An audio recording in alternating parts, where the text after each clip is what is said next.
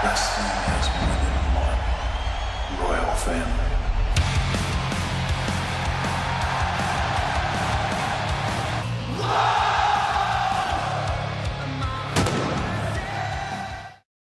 Miren lo que recoge Axel leyendo a Goebbels, año 39. Y Goebbels, no, esto es del 39.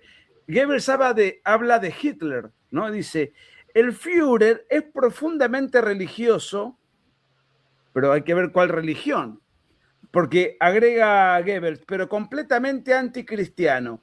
Ven el cristianismo un síntoma de decadencia, una ramificación de la raza judía. Y déjame, esto es imperdible. Este era el lema de las juventudes hitlerianas. Somos la alegre juventud hitleriana, no necesitamos virtud cristiana, pues nuestro Führer Adolf Hitler es siempre nuestro mediador, como para el culto católico o la Virgen María, ¿no? Ningún pastor, ningún malvado puede impedir que nos sintamos hijos de Hitler, no de Dios. No seguimos a Cristo, sino a Horst Wessel, que no sé quién es, Axel. Es uno de los líderes ahí del movimiento nacional socialista en ese momento. Un jerarca del partido. Sí, jerarca del partido que estaba muy vinculado a los movimientos de juventudes nazis en ese minuto. Fuera el incienso y el agua bendita, la iglesia puede ser apartada de mí, la esvástica es la redención en la tierra. Recuerden que un partido de estas características, ninguna consigna podía ser dicha, no es que era algo al pasar, ninguna consigna podía ser dicha sin la aprobación oficial del petit comité que manejaba, digamos, la estructura partidaria del Partido Nacional Socialista Obrero Alemán. Y Hitler lo dice, sobre los sacerdotes, puedo garantizar que reemplazarán la cruz por nuestra esvástica. En lugar de adorar la sangre de su supuesto Salvador, de Jesús dice, supuesto Salvador, adorarán la sangre pura de nuestro pueblo. Es imperdible, muchachos, este libro. Las cosas que hay acá, y estoy apurándome en citar lo que encuentro, lo que traté de recoger para este diálogo. Sí, la verdad que yo hice un trabajo de lectura de mucho tiempo ahí y fuentes que algunas están en alemán, otras las encontré en inglés, pero la mayoría... porque vos tenés origen alemán y lees muy bien alemán. Eso fue una gran ventaja para hacer un trabajo de esta Sí, claro, porque muchos textos que están ahí citados en alemán, traducidos. Yo no los encontré, puede que estén, yo no los encontré traducidos. Y es muy impresionante cuando tú lees, porque lo que yo hago ahí es citar a las fuentes originales, mucha literatura secundaria, pero mucha fuente original. Cuando tú lees las fuentes originales de Marx, Engels, Lenin, y después ves a Hitler, Goebbels, Rosenberg, todos ellos, es tan parecido, es tan casi idéntico en los temas que trato en el libro, lo que dicen, que tú, como tú dijiste, podrías cambiar los nombres y no sabrías quién está hablando. Entonces, la verdad es que yo quedé muy impresionado con la investigación haciendo este libro, quedé muy, muy impactado, sobre todo con los dos últimos capítulos. Lo primero, lo de la economía, el colectivismo, es una cosa que uno sabe más o menos bien, pero lo de después, el tema del anticristianismo, el gnosticismo, el antihumanismo, el luciferismo, que es el último capítulo. Eso me gustaría que concluyas, porque no quería seguir citando cosas para no... El último capítulo habla del espíritu luciferino, del nacionalsocialismo y del comunismo. Si nos pudieses redondear con tus palabras para no ir a citas y...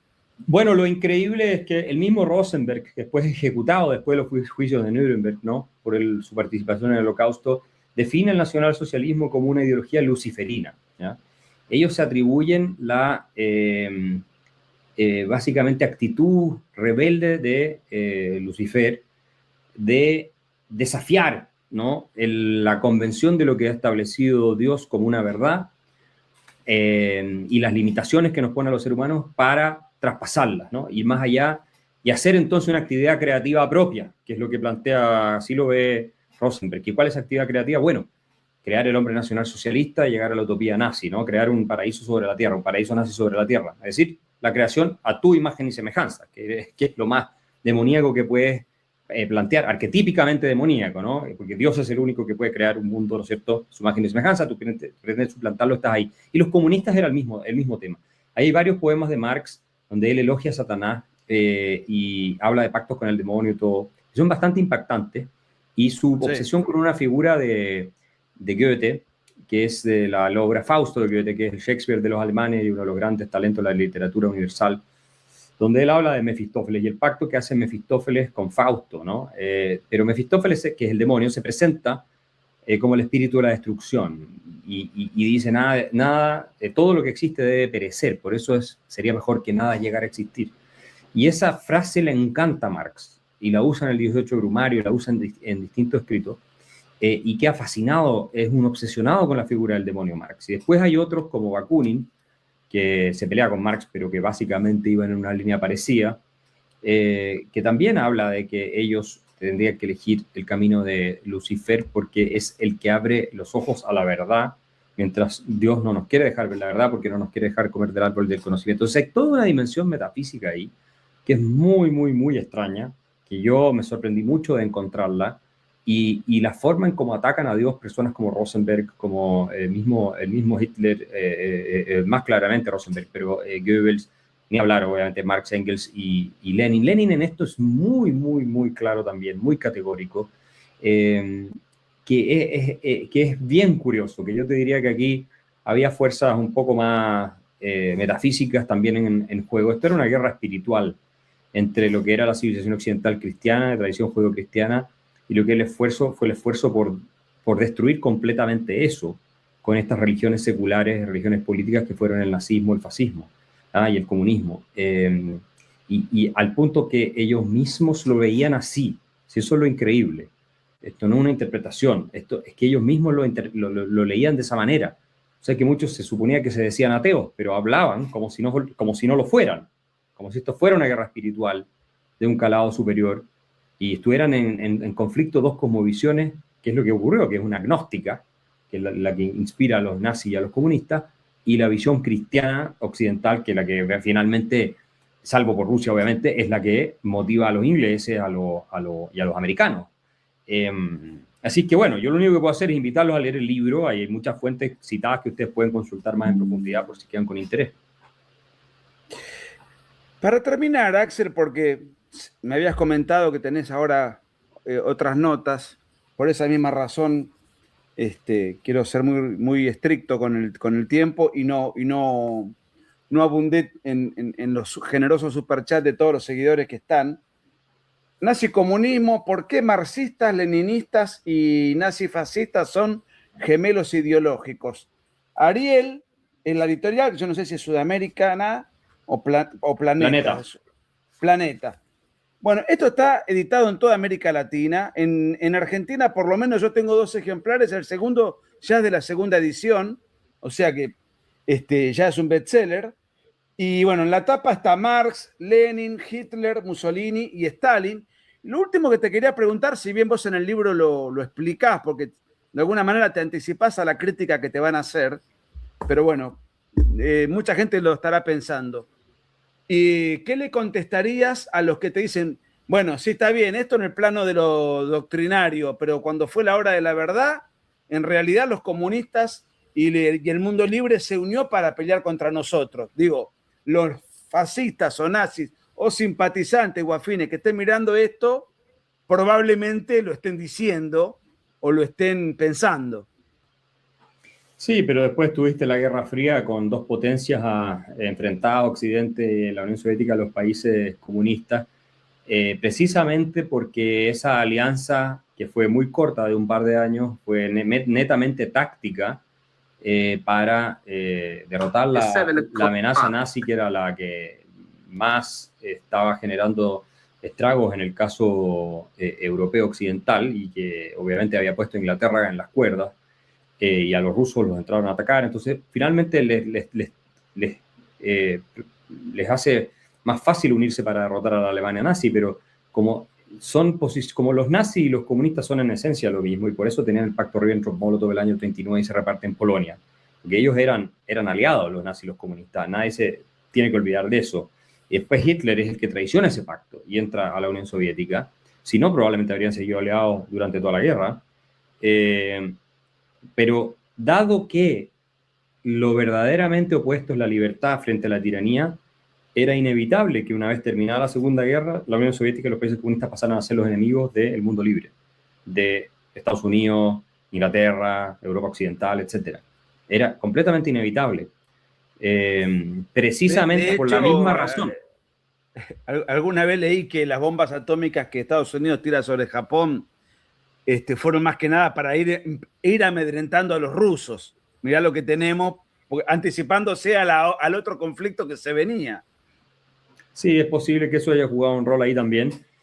Pero bueno, estuvimos a punto del exterminio a nivel global. O sea, ¿qué más quieren? Estuvimos cerca de una guerra nuclear con miles de misiles o cientos de misiles que habría sido el fin de nuestra especie con la Unión Soviética. Entonces yo no sé qué prueba más se necesita de que las cosmovisiones liberal occidental y la comunista son completamente opuestas. Y además no queda ninguna duda quién está del lado del mal y quién está del lado del bien. Era cosa de ir y mirar cómo funcionaba la Unión Soviética, es cosa de ir a Cuba hoy en día o a Corea del Norte para saber quiénes son los malos, ir a Estados Unidos o ir a cualquier país occidental que funciona para saber quiénes son los buenos. O sea, no hay que ser un gran erudito ni un intelectual muy profundo para darse cuenta. Axel, finalmente, insistiendo en que este libro sea leído por todo el mundo, ahora tenés que viajar. Esto lo mira gente de varios lugares. Si querés comentar por dónde vas para que los interesados te puedan ir a escuchar, no sé cómo va a ser tu agenda. Bueno, vamos a estar presentando ese libro también en Paraguay, ahora en Asunción, pronto, el 14, si no me equivoco, de agosto. Y vamos a presentar tal vez en Guatemala ahora estos días que vienen. Me voy el jueves a Guatemala, voy a dar una conferencia ahí el sábado. Y ¿La Marroquí? Sí, en la Marroquí voy a estar también, pero este es otro evento que lo hemos anunciado por redes sociales y espero que esté disponible el libro también en Guatemala. Debería haberse distribuido desde Planeta Colombia, supongo yo.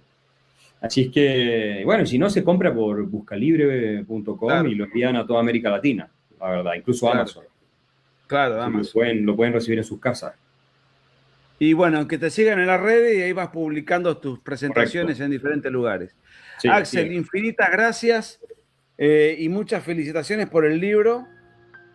Un éxito, un libro necesario, porque se armó una discusión política muy presente, muy vigente, más que un libro de historiográfico, es un libro del presente, sobre todo ahora que el tema de Israel también está de moda y que justamente ambos sectores defienden a Palestina. Correcto. Digamos.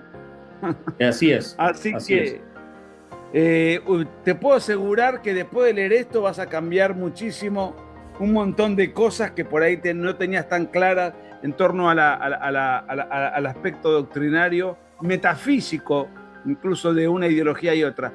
Axel, gracias por todo, viejo. Te mando un gran abrazo y gracias por iluminarnos y gracias por este libro. Gracias, Nico. Un abrazo grande y hasta la próxima.